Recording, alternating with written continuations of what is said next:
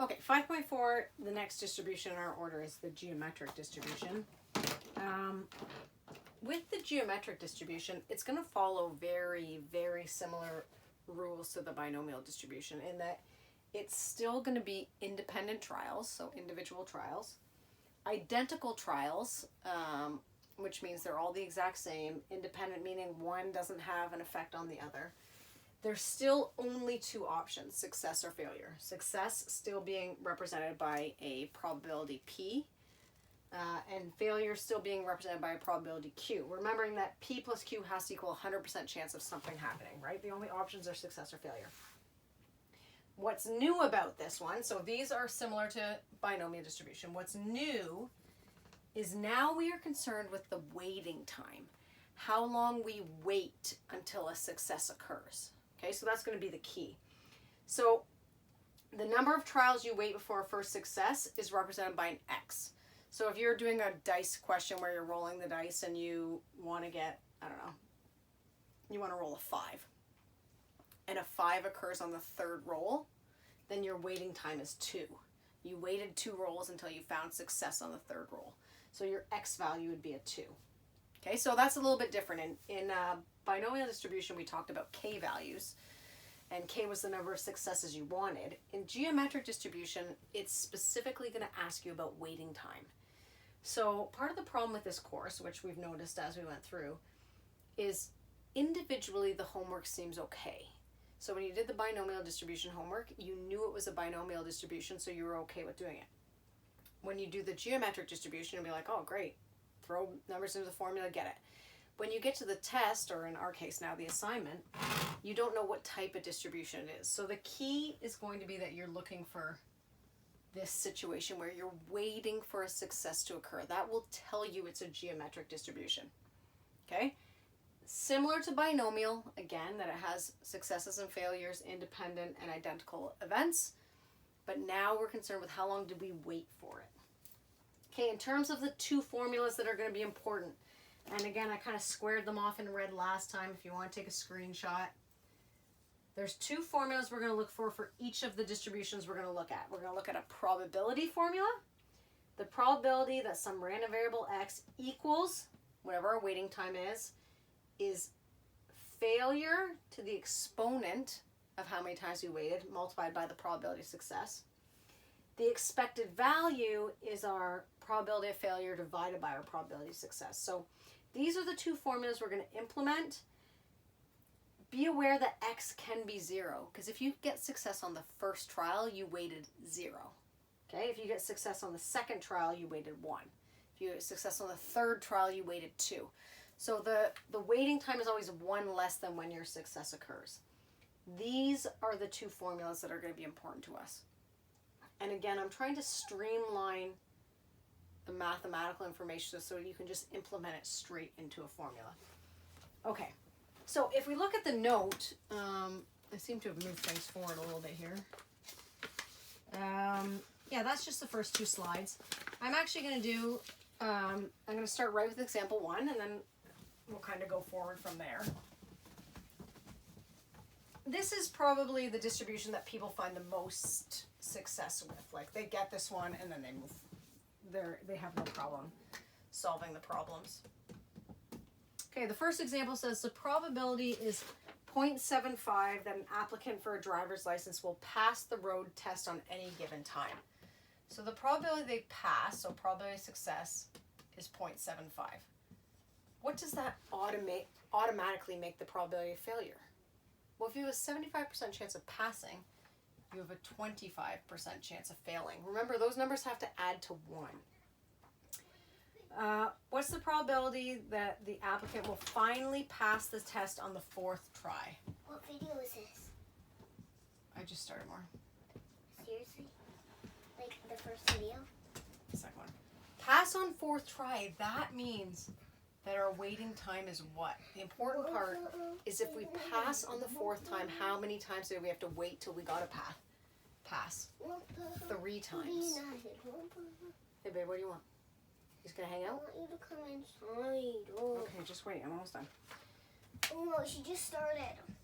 Okay, so what we want to do here is the probability that we pass on the third try, or we pass on the fourth try, which means we waited 3 times, is q to the x. It's basically the probability of failure, which we discovered is 0.25. We fail 3 times, remember we read that, and then multiply by the probability of success. Okay, so you fail 3 times with a probability of 25%, and then you pass. When you multiply those together,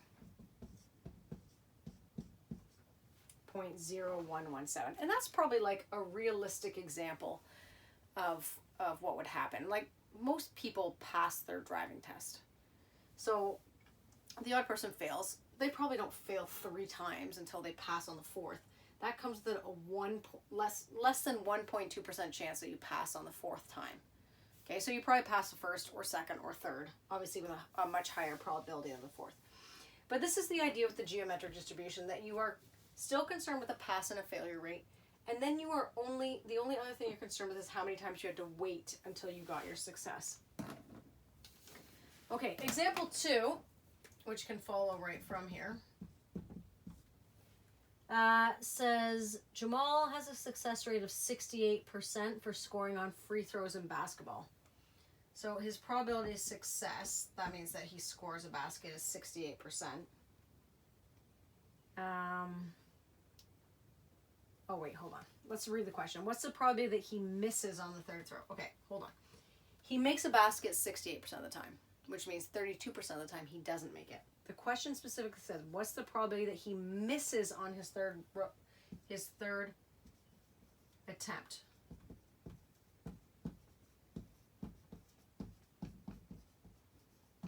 So basically you want him to make, miss. So we're actually considering a miss a success in this case. So we waited 2 times until our success of missing. So when we're talking about P and Q values, we're talking about the probability of success as being a miss. Well, they said he had a 68% chance of making it. That gives him a 32% chance of missing it. And so when we actually look at the example, if he wants to miss it on his 3rd attempt, how many times did he wait? What's his waiting time? His waiting time is 2. So this is Q to the X times P. So he makes it 2 times, 68% chance of making it, and then misses it. Okay, it actually makes sense. It's make, miss. In that order, you could have solved this when we did probability in Unit 2. You could have done, okay, he has 68% times 68% times 32%, gets you the same result. Okay, when you actually go and calculate it, you get a 15% chance that he makes, and then misses. Okay, it's just a matter of, you have to read the question to see what do you consider a success. In this case, a success was missing, which is a little bit counterintuitive, but you just have to look at what the question asks. Now it says, what's the expected waiting time before he misses the basket? Well, expected waiting time is Q over P, so is 0.32, oops, hold on, 0.68. I keep thinking that success is making it, over 0.32, which is approximately 2.1. So you're expecting him basically to make 2.1 shots before he misses, which makes sense because the chances that he makes a shot is greater than 2 out of 3. So it's greater than 66.6666. And that's why it says 2.1. Okay, so it's a very straightforward formula. The expected value is a very straightforward formula. Really the goal for you is going to be to decide what is your success and what is your failure. Okay, let's see. Example 3. Go through what we can here.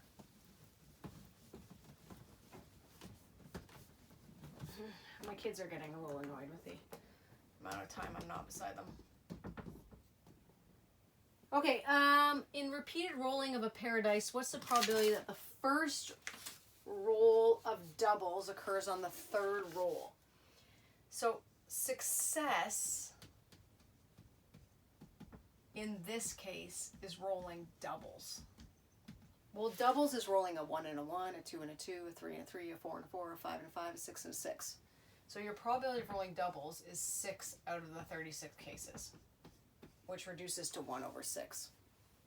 A failure is anything else. So if you're succeeding 1 out of 6 times, you're failing 5 out of the 6 times.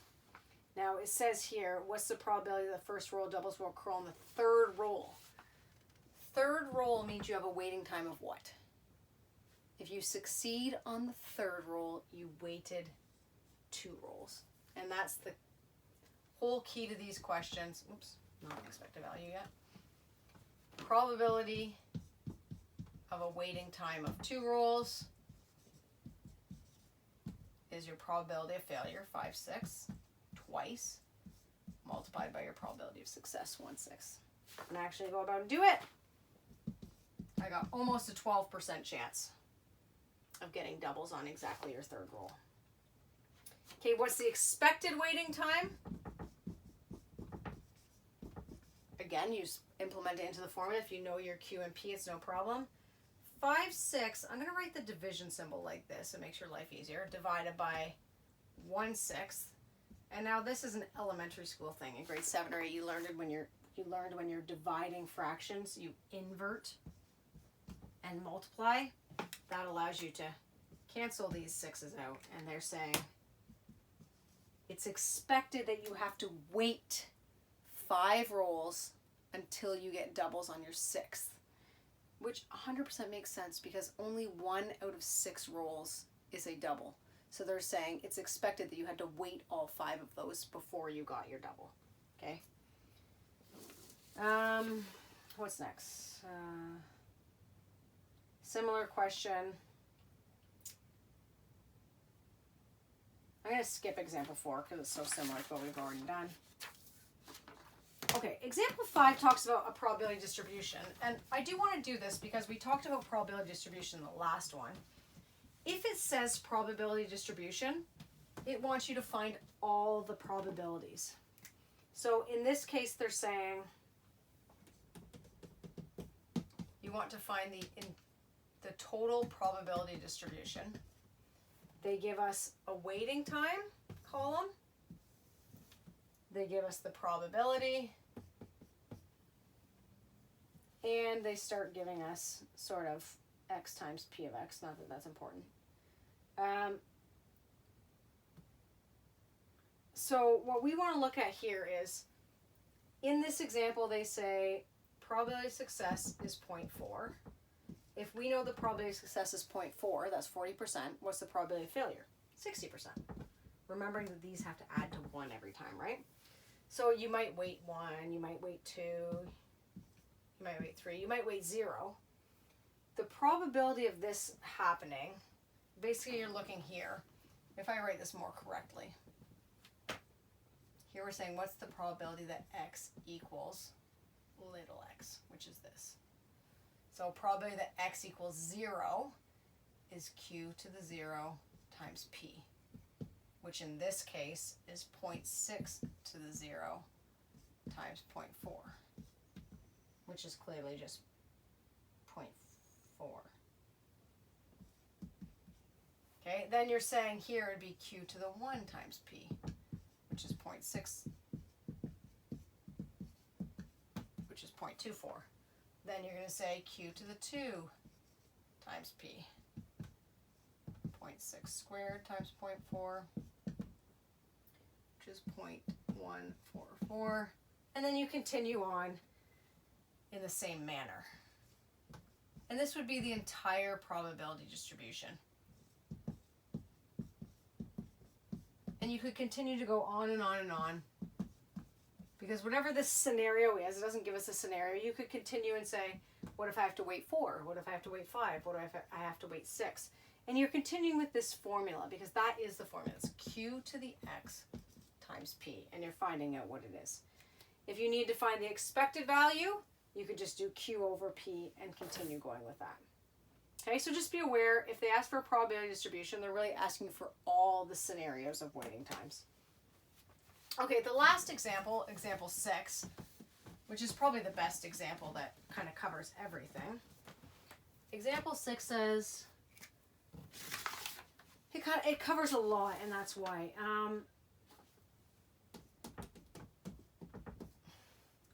What is the probability of first tossing a head in fewer than 3 tosses?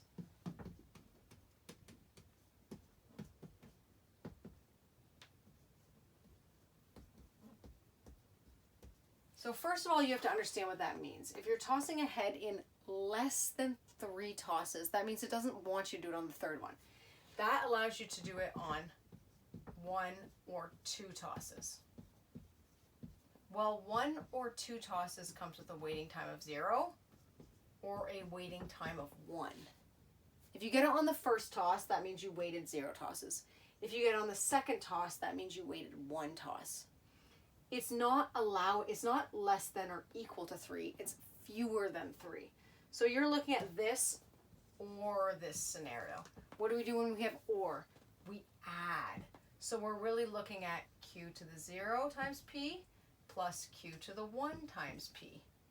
Well, in this scenario, we would say, well, what's q and what's p? Well, what's the probability you toss heads or the probability you toss tails? 50-50, right? So we know the probability of success, in this case tossing heads, is a half. The probability of failure is also half. So you're really doing half to the 0 times a half plus half to the 1 times a half, and in the end I believe you get 3/4, right? 75% chance you toss a head in less than 3 tosses. Okay, example 7. Similar again in structure. What's the probability you will cut an ace on the 5th cut?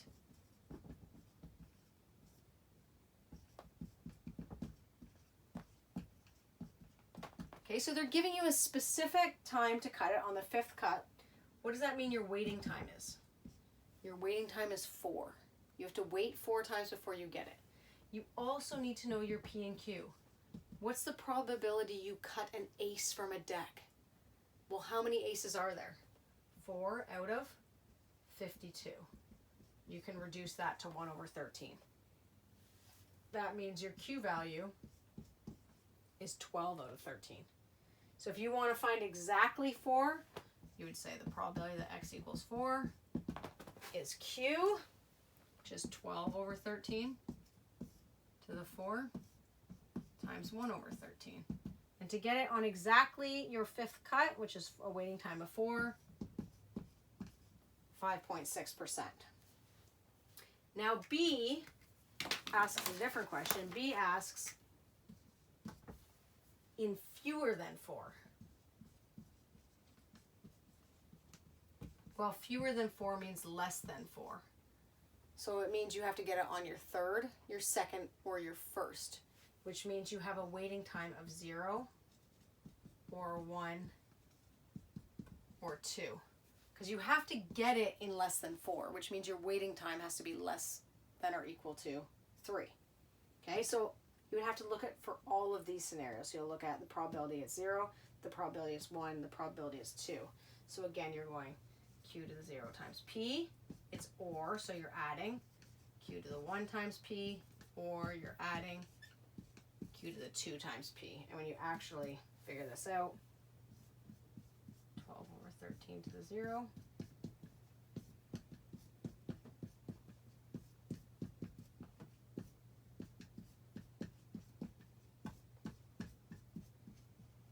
When you actually multiply those all and add them, you will get 21.3% chance that you get it in fewer than 4, which is expected, right? You expect to have a decent chance of getting an ace in 5 cuts. Okay, there's also a thing that says what's the expected value. Simply divide your Q times your P. Okay, geometric is again what I would consider one of the easier distributions. You're specifically looking for the words waiting time or what's the probability you get it in less than or fewer than. So look for the keywords. The homework is listed in the homework outline that I have on the internet. And that'll be it for the week that ends in May 22nd. Okay, we'll move on to 5.5 starting May 25th. which is my mom's 65th birthday. Okay, thank you.